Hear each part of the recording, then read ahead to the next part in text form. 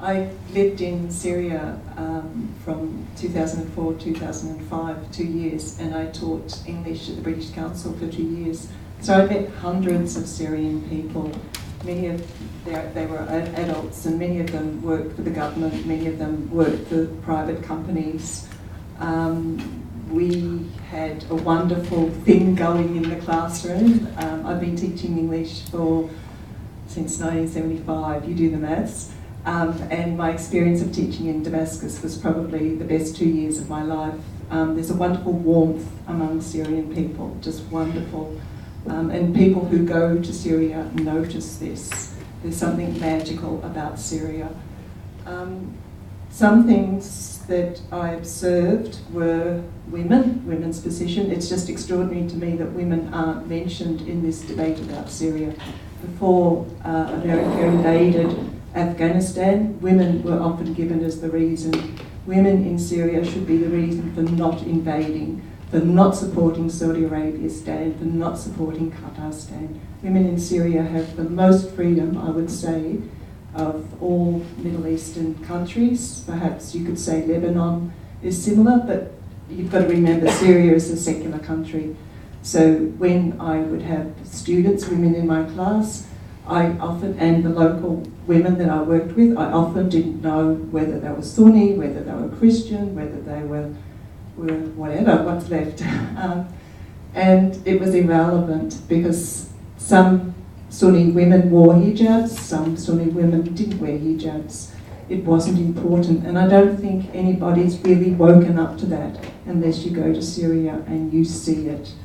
The Syrian people, there is no dialogue about your sect. They don't talk about the Sunni majority, the Alawi minority. They don't do that. They talk about Syrians. I am Syrian. Perhaps behind closed doors, there's another conversation going on. But they've been working so hard, and they believe the president is there supporting them, putting all that aside and doing what you would expect of people to do, to live together as a community. And there's something beautiful about that. Some of my best friends are Sunni, some of my best friends are Alawi, some of them are Christian. And I'm proud of that, and I get information from all of them. What you find in the media, from the very beginning, and I think a good example of this is the gay girl from Damascus, I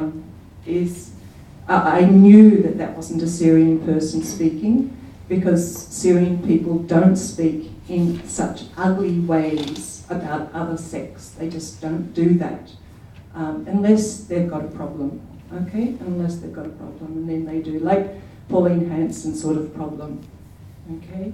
So something's happening to Syria, which is happening to the people, 22 million people, that is not welcome by the majority of people there. And it's being stirred up by the Western media.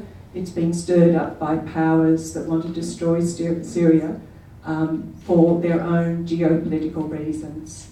And it's tragic that we are being sucked into it. There are some sacred cows that we are trusting. We're not looking to the 22 million Syrian people to tell us what's what.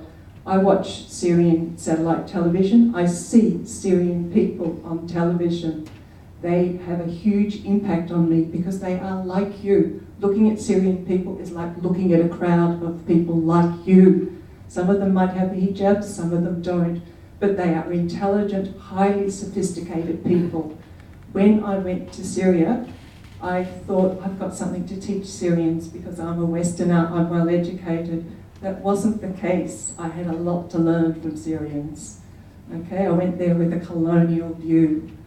And I came back humbled by what I had learned, because Syrians live in the Middle East. They know the Middle East. They know very well what's going on in the world. They have intense discussions about politics that we do not have here. It is just disgusting, the level of political debate here. It is so puerile. It is so simplistic. What they talk about there is very deep. They have their children and their grandchildren to think about. All we have to think about is whether we're right or not, whether we're right or wrong, and then we get on with life. I lived in Syria for 36 years. Additionally, I served in the Syrian army for 3 years. So when I describe what's happening in Syria, I'm talking from experience. After gaining my PhD, I went back to Syria and I did work for the largest research institute in Damascus for 4 years. Thinking about what's happening now in Syria, I put it in a simple way that it is a call for freedom. It is not what has been described as conflict between Sunni and Shi'i or Sunni and Alawi. And in fact, what happened in recent days is developed by the regime itself. The regime has been pushing people to use arms to create this conflict among different ethnic groups. So if we are open-minded and if we watch exactly what's happening, nothing wrong with people when they call for freedom, for equity. I anticipated at the start that because Bashar al-Assad has his doctorate degree, he will be wise enough to step down and save the country and save his people. To the contrary, he appeared to be, and he proved to be, a murderer similar to his dad. Because we all remember what his dad did back in 1982 in Hama, when it was reported 30,000 to 40,000 people were killed. But at that time, the media was not that developed. People could not pass the message outside. What he missed out these days, that no matter what he does, he cannot stop people from passing the message outside. So I do agree with the previous speakers, Arthur and Charles, that a change is needed.